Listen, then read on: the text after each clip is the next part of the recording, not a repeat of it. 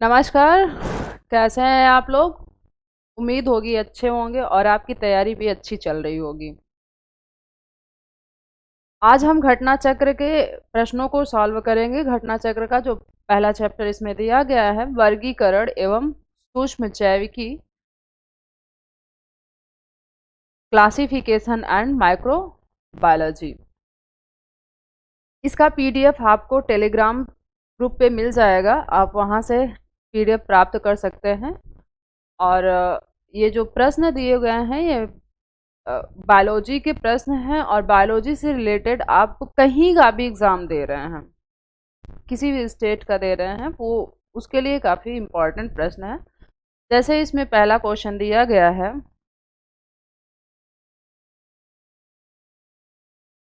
पहला क्वेश्चन जो दिया गया है, जेनेरा प्लांटेरम 1862 से 1883 निम्न में से किसके द्वारा प्रकाशित किया गया था?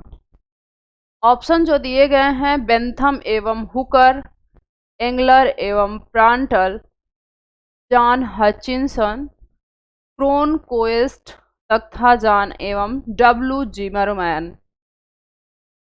तो जेनेरा प्लांटेरम जो है ये बेंथम एवं हुकर की पुस्तक थी।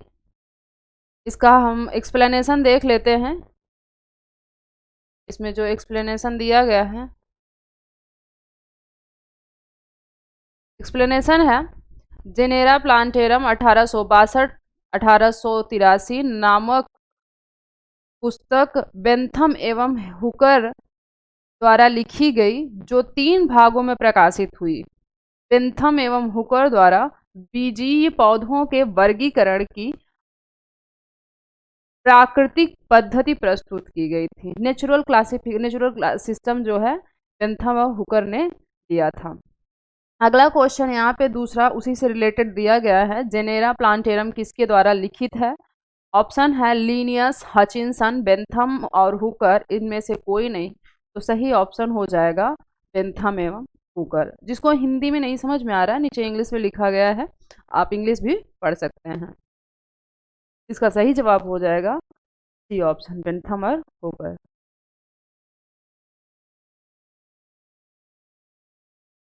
अगला क्वेश्चन है, 5 जगत विभाजन के अनुसार प्रोटोजोआ को रखा गया है। प्रोटिस्टा, मोनेरा, कवक, एनिमिलिया। तो इसका सही ऑप्शन है प्रोटिस्टा। इसका 5 जगत सिद्धांत जो है विटेकर नामक वैज्ञानिक ने दिया था, जिसको उन्होंने 5 भागों में बांटा है। इसका एक्सप्लेनेशन देखते हैं। मोनेरा, प्रोटिस्टा, फंजाई, प्लांटी और एनिमेलिया। तो यहाँ पे लिखा गया है कि जीवों के वर्गीकरण में 5 जगत विभाजन प्रणाली विटेकर द्वारा दिया गया है।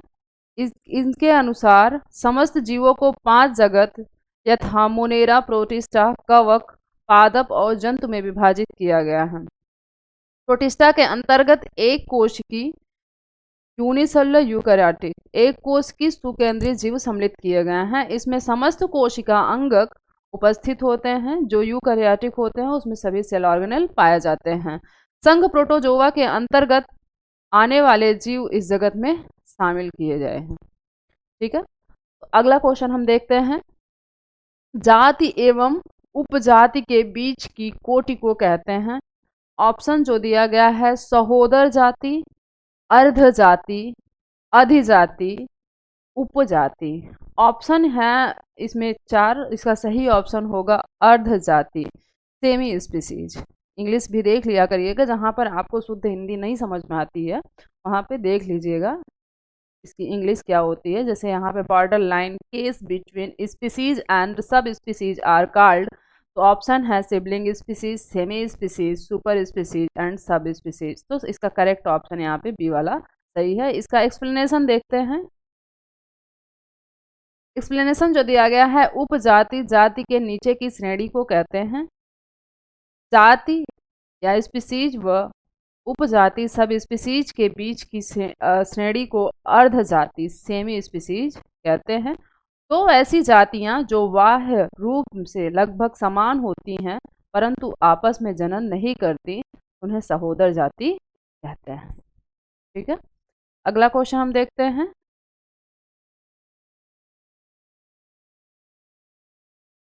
अगला क्वेश्चन जो दिया गया है इसमें, अगला क्वेश्चन है बायोलॉजी शब्द का परिचय कराया था। तो ऑप्शन है अरस्तु, लैमार्क, डार्विन और लिनियस। तो करेक्ट ऑप्शन हो जाएगा लैमार्क। लैमार्क तथा ट्रेविरेनस नामक वैज्ञानिकों ने सर्वप्रथम बायोलॉजी शब्द का प्रयोग किया था। अरस्तु को बायोलॉजी का पिता कहा जाता है। एक्सप्लेनेशन भी देखते चलते हैं जिससे आपको प्रश्न को समझने में आसानी हो। और अगर एक्सप्लेनेशन देखते हैं तो एक प्रश्न के साथ हमारे 2 से 3 4 प्रश्न तैयार हो जाते हैं। ठीक है, अगला क्वेश्चन हम देखते हैं। अगला क्वेश्चन दिया गया है इसमें, वर्गीकी के पिता हैं डी कैंडोले, हुकर, लिनियस, अरस्तु। तो इसका जो सही जवाब होगा ऑप्शन सी है। फादर ऑफ टैक्सोनॉमी कौन है? लीनियस है। इसका एक्सप्लेनेशन देखते हैं। एक्सप्लेनेशन जो दिया गया है इसमें, एक्सप्लेनेशन है कैरोलस लीनियस को वर्गीकी का पिता कहा जाता है क्योंकि इन्होंने सर्वप्रथम जीवों के नामकरण की वैज्ञानिक पद्धति द्विनाम पद्धति प्रस्तुत की तथा जीवों का वैज्ञानिक वर्गीकरण किया था। डी कैंडोले ने सर्वप्रथम टैक्सोनॉमी शब्द का खोजा था। उन्होंने यह शब्द सर्वप्रथम 1813 ईस्वी में थ्योरी एलिमेंटायर डी ला बॉटनिक में प्रयोग किया था। अरस्तु को जीव विज्ञान तथा जंतु विज्ञान का पिता कहते हैं। ठीक है,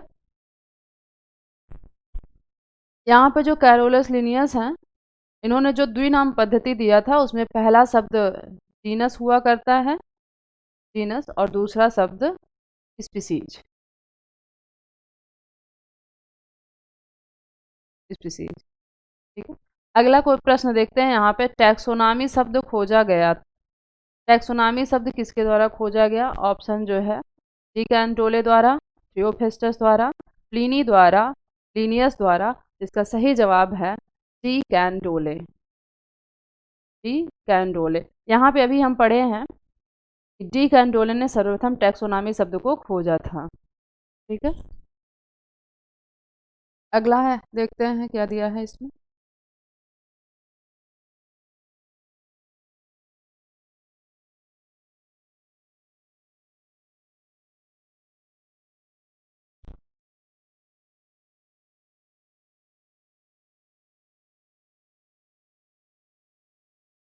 कौन सा एक संवर्ग नहीं है?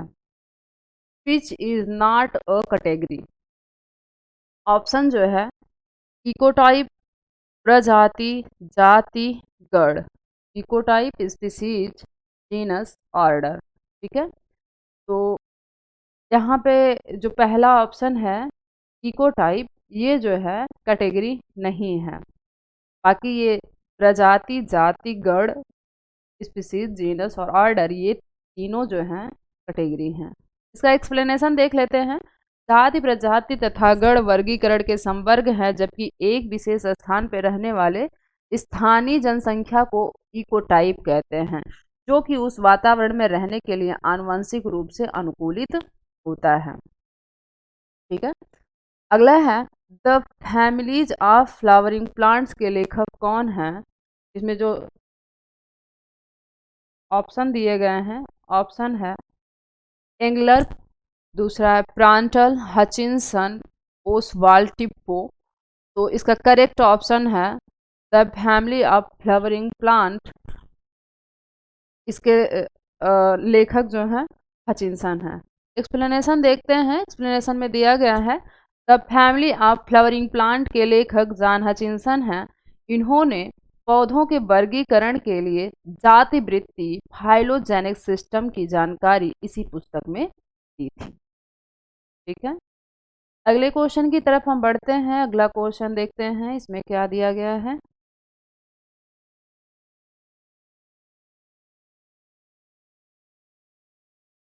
अगला क्वेश्चन है इसमें, लीनियस ने द्विनामकरण की विचारधारा सर्वप्रथम प्रकाशित की। ऑप्शन जो है सिस्टेमा नेचुरी, स्पीसीज प्लांटेरम, जेनेरा प्लांटेरम, फिलोसोफिया बॉटेनिका। तो इसका करेक्ट ऑप्शन हो जाएगा स्पीसीज प्लांटेरम। यहाँ पे एक्सप्लेनेशन देखते हैं। सिस्टेमा नेचुरी, स्पीसीज प्लांटेरम, फिलोसोफिया बोटेनिका, ये तीनों पुस्तकें लीनियस द्वारा लिखी गई हैं। ठीक, लीनियस ने द्विनामकरण की विचारधारा सर्वप्रथम 1753 में प्रकाशित स्पीसीज प्लांटेरम में पौधों के लिए प्रस्तुत की। बाद में 1758 में सिस्टेमा नेचुरी पुस्तक के 10वें संस्करण में इसका प्रयोग जंतुओं के लिए किया गया। हालांकि सिस्टेमा नेचुरी का प्रथम संस्करण 1735 में प्रकाशित हुआ था। अगला क्वेश्चन देखते हैं।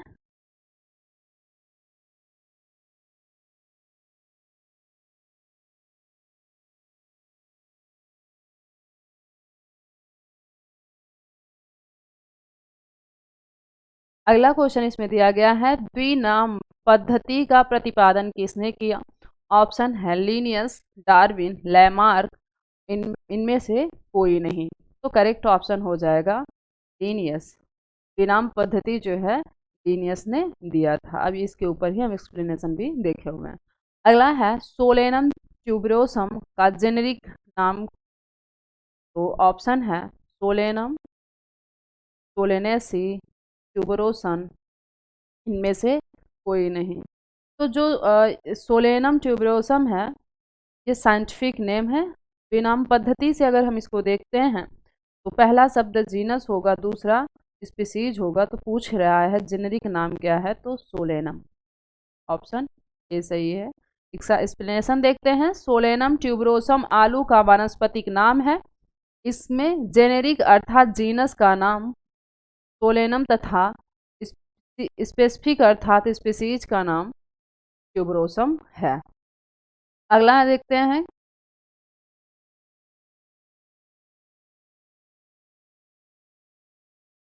अगला है स्पीसीज शब्द का चयन किया।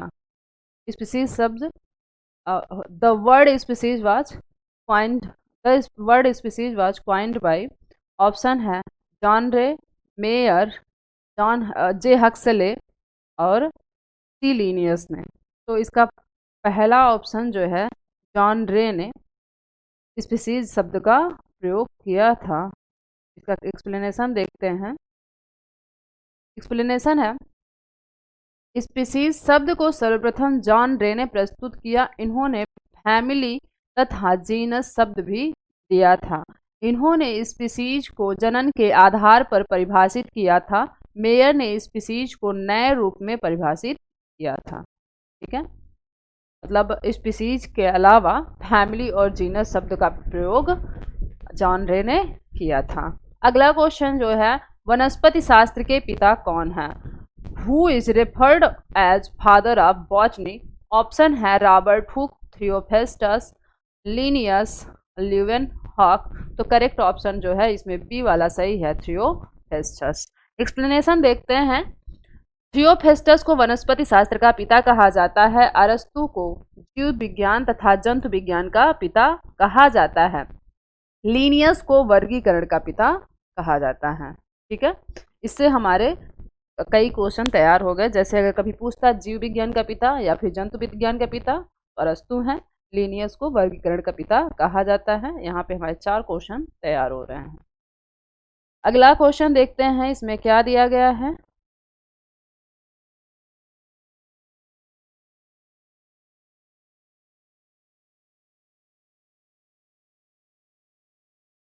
अगला क्वेश्चन है, वनस्पति शास्त्री पौधों के नाम लैटिन में इसलिए रखते हैं क्योंकि वे साधारण मनुष्य से उच्च भावना रखते हैं। वे साधारण मनुष्य को पौधों के अध्ययन से रोकना चाहते हैं।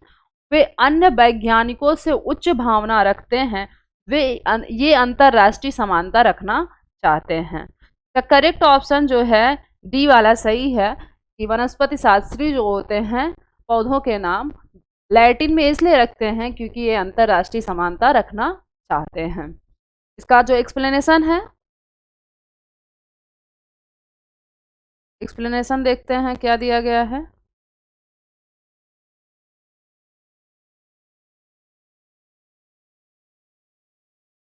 एक्सप्लेनेशन दिया गया है, लैटिन भाषा एक मृत भाषा है, अर्थात साधारण बोलचाल में इस भाषा का प्रयोग पूरी तरह से बंद हो चुका है तथा इसमें अब तक कोई परिवर्तन नहीं हो सकता। अतः वैज्ञानिक नामकरण में लैटिन भाषा का प्रयोग करते हैं ताकि वे नाम अंतर्राष्ट्रीय रूप से समान रहें। अगला क्वेश्चन देखते हैं।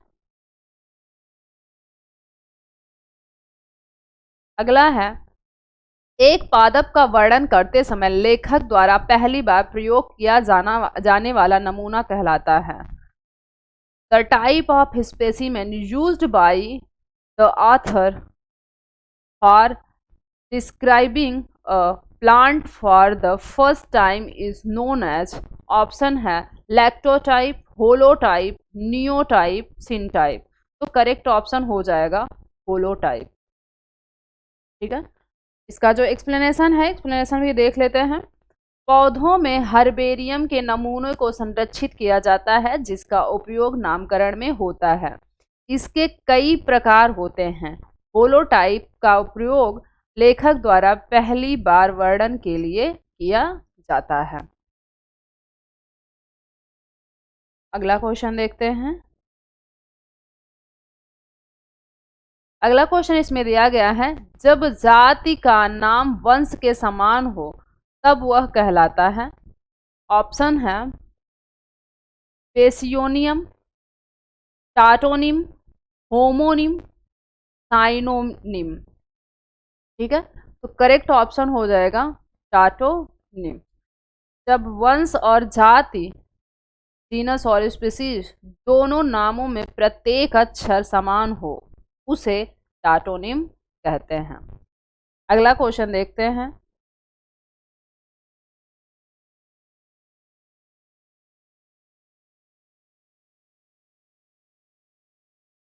जब मूल टाइप सामग्री अनुपलब्ध हो तो इस कार्य हेतु टाइप इलाके से एकत्रित एक नमूनों को चुना जाता है, यह कहलाता है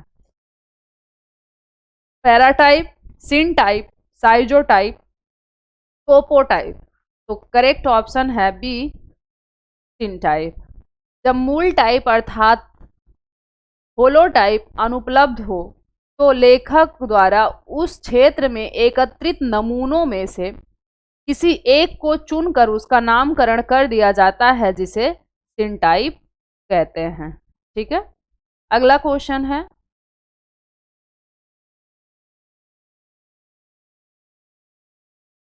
अगला है, इस कथन आइसोटाइप एक ही स्थान तथा एक ही तिथि के एक ही संग्रह से लिया गया है, एक्स का एक द्विक प्रतिदर्श होता है में एक्स किसके लिए लिखा गया है। ठीक है, तो ऑप्शन जो है इसमें दिया गया है टोपोटाइप, होलोटाइप, पैराटाइप, नियोटाइप। तो सही ऑप्शन है होलोटाइप। एक्सप्लेनेशन जो इसका दिया गया है, एक्सप्लेनेशन है टैक्सोनॉमी के अंतर्गत नामकरण के दौरान विभिन्न प्रकार के नमूने एकत्र किए जाते हैं। इन्हें कई प्रकारों में बांटा गया है जिसमें आइसोटाइप, होलोटाइप का डुप्लीकेट होता है।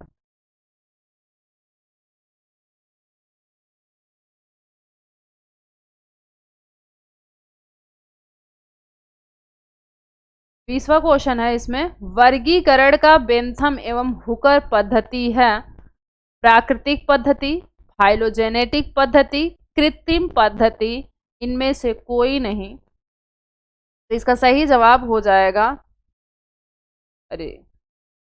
प्राकृतिक पद्धति। प्राकृतिक पद्धति, यहाँ पे ए वाला ऑप्शन सही है। इसमें जो एक्सप्लेनेशन है उसको देखते हैं। बीजी पौधों के विभिन्न लक्षणों पर आधारित वर्गीकरण के 3 पद्धति निम्न हैं। प्राकृतिक पद्धति बेंथम एवं हुकर द्वारा, फाइलोजेनेटिक पद्धति एंगलर एवं प्रांटल तथा हचिंसन द्वारा, कृत्रिम पद्धति लीनियस तथा थियोफिस्टस द्वारा दिया गया था।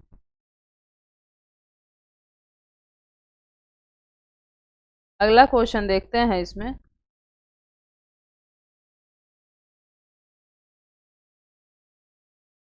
अगला क्वेश्चन जो इसमें दिया गया है, बेंथम तथा हुकर द्वारा दिया गया वर्गीकरण है प्राकृतिक, फाइलोजेनेटिक, कृत्रिम, संख्यात्मक। मतलब नेचुरल, फाइलोजेनेटिक, आर्टिफिशियल और न्यूमेरिकल। तो बेंथम और हुकर द्वारा भी हम ऊपर ही देखे हैं, बेंथम और हुकर द्वारा प्राकृतिक पद्धति दिया गया है। अगला देखते हैं।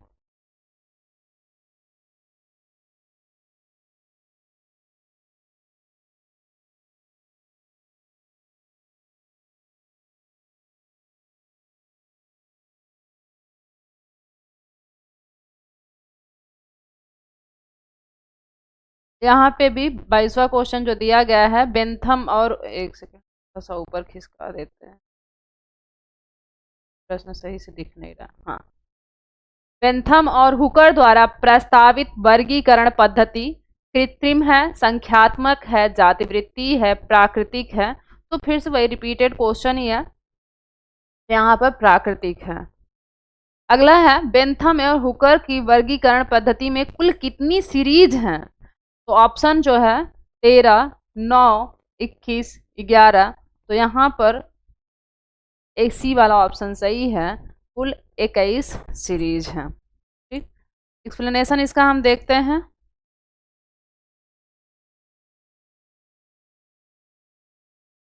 बेंथम एवं हुकर ने बीज युक्त पौधों को द्विबीजपत्री, डाइकोटिलीडन, जिम्नोस्पर्म एवं एक बीजपत्री मोनोकोटिलीडन में विभाजित किया। इनके द्वारा प्रस्तुत वर्गीकरण में कुल 21 सीरीज हैं, जिसमें 14 सीरीज द्विबीजपत्री में तथा 7 सीरीज एक बीजपत्री में हैं। अगला है 24वां नंबर प्रश्न, 5 जगत वर्गीकरण किसने किया था? ऑप्शन है विटेकर, कोपलैंड, एडवर्ड्स, थॉम्बे। तो 5 जगत वर्गीकरण विटेकर नामक वैज्ञानिक ने किया था। नीचे इसका एक्सप्लेनेशन देखते हैं।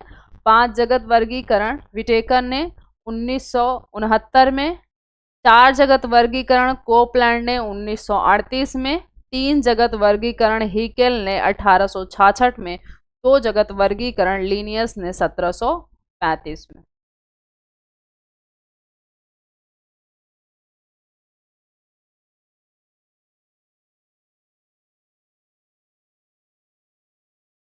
अगला प्रश्न देखते हैं। अगला प्रश्न जो इसमें दिया गया है, वर्गीकरण की सबसे छोटी श्रेणी है वंश, गण, जाति, वर्ग। तो वर्गीकरण की सबसे छोटी श्रेणी, the lowest taxonomic category in universal usage is genus, order, species, class. तो करेक्ट ऑप्शन है स्पीसीज। वर्गीकरण की सबसे छोटी श्रेणी जाति है। वर्गीकरण में विभिन्न श्रेणी का छोटे से बड़ा क्रम निम्नलिखित होता है: species, genus, family, order, class, phylum, kingdom, domain. ये छोटे से बड़ी होती सीरीज दिखाई दे रही हैं। ठीक है। अगला है, जंतु व्यवहार के अध्ययन को कहते हैं एंटोमोलॉजी, एंथोबायोलॉजी, इथोलॉजी और इकोलॉजी। इसका करेक्ट ऑप्शन है ethology. Study of animal behaviour is called ethology. ठीक, इसका एक्सप्लेनेशन देखते हैं।